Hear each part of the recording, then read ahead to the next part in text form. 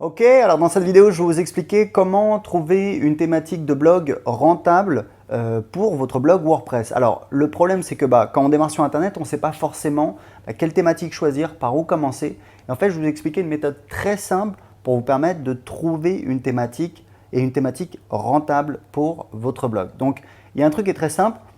Le premier truc à comprendre, c'est que c'est important de choisir en fait quelque chose qu'on aime parce que voilà, si vous faites quelque chose que vous n'aimez pas, ça je le dis depuis des années, vous n'allez pas tenir sur la durée. Je le vois de tous mes élèves qui ont réussi avec leur blog, c'est parce que voilà, ils ont un intérêt sincère pour ce dont ils parlent sur leur blog et c'est ça qui leur permet voilà, de tenir même au début quand on n'a pas beaucoup de lecteurs, que ça met du temps à démarrer et c'est ça qui permet voilà, de se faire plaisir. C'est vraiment important quand vous regardez un petit peu, quand vous étudiez les gens qui ont eu du succès, la plupart, ils font des choses, ils ont du succès parce qu'ils font quelque chose qu'ils aiment. Et les gens qui ont réussi, voilà, souvent conseillent de faire quelque chose qu'on aime parce que c'est là où on va s'éclater.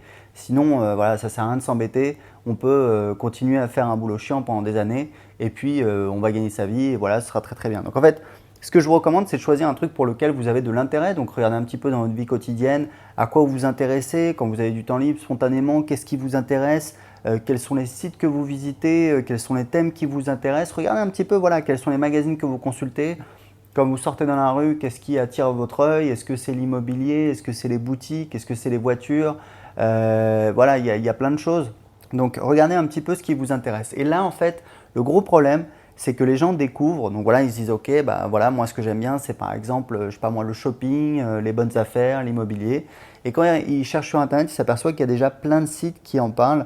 Et là, le problème du coup, c'est que on se dit, voilà, il y a déjà la concurrence et comment est-ce qu'on va s'imposer et on a tendance un petit peu, alors il y a cette erreur, il y a les gens qui disent, voilà, je vais trouver une thématique où il y a encore personne. En fait, je vais vous expliquer un truc, c'est que s'il n'y a personne qui en parle, c'est parce que ça intéresse personne, il n'y a pas de marché et ça ne sert à rien. Il y a une analogie que j'ai trouvée il n'y a pas longtemps que j'adore, c'est en fait, imaginez si vous voulez ouvrir un restaurant dans votre ville. Qu'est-ce que vous allez faire? Vous n'allez pas inventer une nouvelle cuisine. Enfin, il y a peut-être des gens qui vont le faire, mais voilà, c'est pas le chemin le plus facile. Non, vous allez choisir une cuisine que vous aimez. Par exemple, voilà, vous aimez bien les crêpes, vous allez faire une crêperie. Vous aimez bien la cuisine chinoise, vous allez faire voilà, un restaurant chinois. Vous aimez bien la cuisine française, vous aimez bien, enfin, je sais pas, voilà, ce que vous aimez, mais vous allez faire la cuisine, voilà, que vous aimez et surtout quelque chose qui existe déjà, qui est prouvé que les gens aiment et que les gens achètent. Et ensuite, vous allez ouvrir votre restaurant. Et voilà, on a tous des restaurants favoris. Voilà, ça peut être un resto chinois, ça peut être un restaurant français. Et pourquoi on va dans celui-là? Pas parce que c'est une pizzeria, on va dans celui-là parce que c'est la pizzeria, parce qu'on sait que la nourriture est bonne. Et une fois que vous avez choisi votre cuisine, vous allez essayer de faire la meilleure cuisine du monde. Et sur Internet, c'est exactement pareil. Vous allez donc choisir une thématique où il y a déjà de la concurrence, où il y a déjà des produits, où il y a déjà des gens qui achètent des produits, où il y a déjà des clients, et vous allez en fait essayer de grappiller une part du gâteau. Donc vous avez compris que ça ne sert à rien d'essayer de réinventer la roue. Il faut en fait, trouver un marché où il y a déjà des gens qui gagnent de l'argent et essayer ensuite de grappiller une part de ce gâteau. Et c'est ça qui fonctionne. Moi par exemple, j'ai lancé un blog sur comment apprendre l'anglais début 2012. Inutile de vous dire que début 2012, il y avait déjà des milliers d'entreprises sur la thématique de comment apprendre l'anglais. Aujourd'hui, c'est un petit business qui rapporte 3 000 euros par mois, dont 2 000 euros totalement en automatique. Voilà, donc c'est tout à fait possible de s'imposer. Il y a des techniques pour ça. Vous allez, alors en France, ce qui marche beaucoup quand même, c'est le fait de créer du contenu. C'est-à-dire vous allez publier des articles ou des vidéos. Ça marche très bien parce que voilà, c'est un moyen de commencer gratuitement. Ça marche très bien parce que vous avez en fait du trafic qualifié. Moi, j'ai fait le test j'ai comparé avec du trafic entre guillemets gratuit, c'est-à-dire des gens qui ont trouvé mes articles ou mes vidéos sur Google ou sur YouTube, avec du trafic que j'avais acheté avec la publicité Facebook. En moyenne, je gagnais 2 fois plus avec le trafic, ce qu'on appelle le trafic gratuit, le trafic naturel, parce que c'est des gens qui sont à la recherche d'informations, c'est des gens qui ont en fait voilà, quelque chose qui les gratte, quelque chose qui les démange, ils ont une douleur à soulager, ils sont à la recherche de solutions et du coup voilà, ils cherchent un petit peu sur Internet de l'information et surtout des solutions.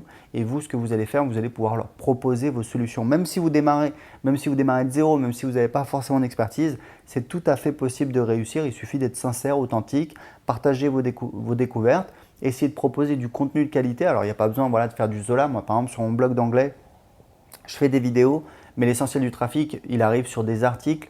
Et ces articles, ce n'est pas moi qui les ai écrits, c'est un rédacteur. C'est juste des articles voilà, de qualité, puisque voilà, je choisis des rédacteurs qui connaissent un petit peu mathématiques. Donc voilà, on va dire ça tient debout, mais ce n'est pas non plus quelque chose d'extraordinaire. Et ça me permet comme ça d'avoir un petit business qui tourne et il n'y a pas besoin de faire du contenu intersidéral, du contenu incroyable. Voilà, même si c'est mieux si vous faites du contenu de qualité, il faut essayer de faire du contenu de qualité, mais après c'est un arbitrage entre le temps que vous passez et le contenu que vous avez, parce que bien évidemment pour faire du contenu de qualité, ça demande du temps. Et moi par exemple sur mon blog d'anglais, j'ai pas envie de passer beaucoup de temps sur mon blog. Donc en fait ce que je fais, c'est que je fais une vidéo par semaine, ça me prend 10 minutes. Et ensuite j'ai des rédacteurs qui publient les articles. En ce moment on publie un article par jour pour faire augmenter le trafic sur mon blog. Et moi évidemment, je passe pas beaucoup de temps dessus. En moyenne, j'ai calculé, je passe à peu près 4 heures par mois sur mon blog d'anglais parce que voilà, j'ai optimisé, j'ai organisé, j'ai délégué aussi, j'ai voilà, des gens qui s'en occupent et ça me permet de me concentrer vraiment sur les tâches essentielles. Voilà, écoutez, j'ai préparé une méthode pour vous permettre de créer un blog et de le rentabiliser en 31 jours. Cliquez en dessous pour en savoir plus. À très bientôt.